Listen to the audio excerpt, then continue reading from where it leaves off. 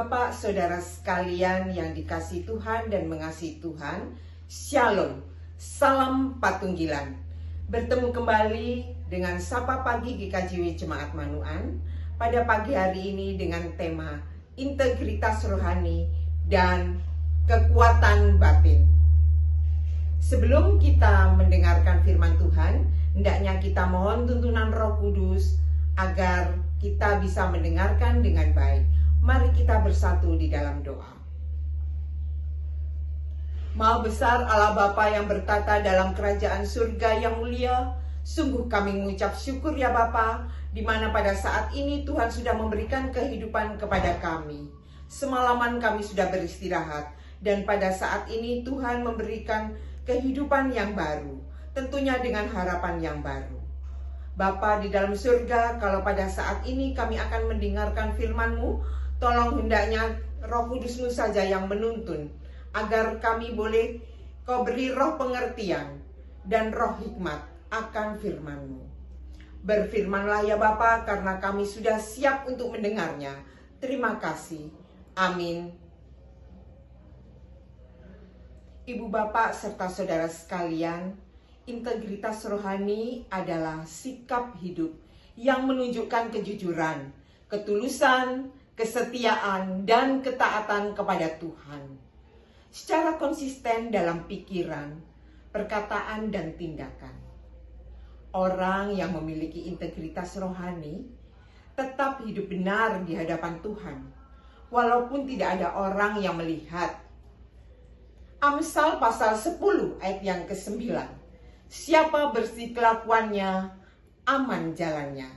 Tetapi siapa berliku-liku jalannya akan diketahui. Penjelasan ayat ini menjelaskan bahwa orang yang hidup dengan jujur dan tulus akan berjalan dengan aman. Karena hidupnya benar di hadapan Tuhan.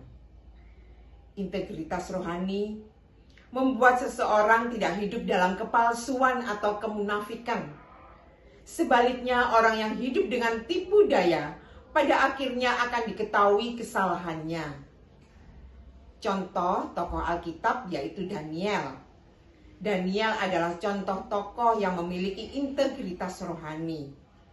Walaupun berada di negeri asing dan menghadapi ancaman hukuman, namun Daniel tetap setia berdoa kepada Tuhan dan tidak mau meninggalkan imannya.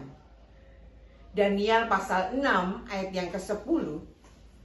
Demi didengar Daniel bahwa surat perintah itu telah dibuat, pergilah ia ke rumahnya. Dalam kamar atasnya ada tingkap-tingkap yang terbuka ke arah Yerusalem. 3 kali sehari ia berlutut, berdoa serta memuji Allahnya seperti yang biasa dilakukannya.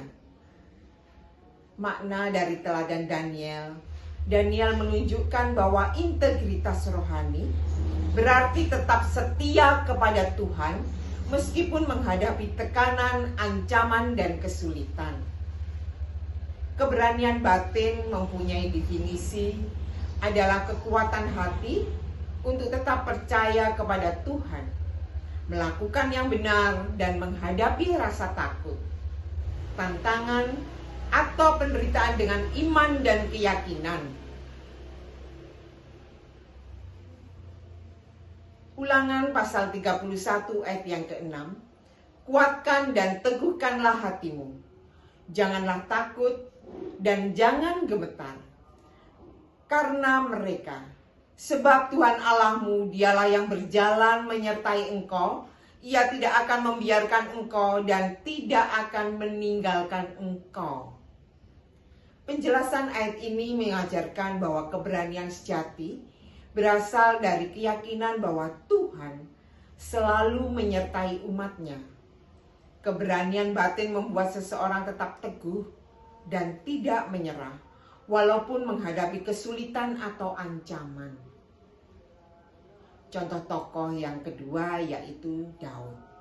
Daud menunjukkan keberanian batin ketika menghadapi Goliat. Walaupun Daud masih muda dan Goliat sangat kuat, Daud percaya bahwa Tuhan akan menolongnya. 1 Samuel pasal 17 ayat yang ke-45 berbunyi demikian.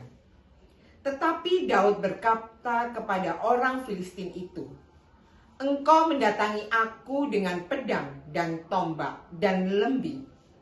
Tetapi aku mendatangi engkau dengan nama Tuhan semesta alam, Allah segala barisan Israel yang kau tantang itu." Makna dari teladan Daud menunjukkan bahwa keberanian batin tidak bergantung pada kekuatan fisik, melainkan pada iman dan kepercayaan kepada Tuhan. Jadi, kesimpulan integritas rohani adalah hidup jujur, tulus, dan setia kepada Tuhan dalam segala keadaan. Keberanian batin adalah kekuatan hati untuk tetap percaya dan berani menghadapi tantangan karena mengandalkan Tuhan. Tokoh seperti Daniel dan Daud ini menjadi teladan bahwa orang yang dekat dengan Tuhan dapat memiliki integritas rohani dan keberanian batin dalam hidupnya. Nah, tunggu apa lagi? Sebagai umat yang dikasihi Tuhan, hendaknya kita mempunyai integritas rohani dan keberanian batin. Terima kasih, Tuhan memberkati. Mari kita berdoa. Puji syukur dan terima kasih ya Bapa, karena Engkau sungguh baik.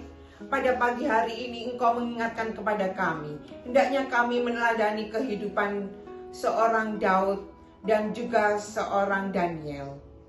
Tolong ya Bapa, Engkau memberikan keberanian kepada kami dan memberikan kekuatan kepada kami. Senantiasa kami mengandalkan Engkau, karena kami percaya berjalan bersertamu adalah kekuatan kami.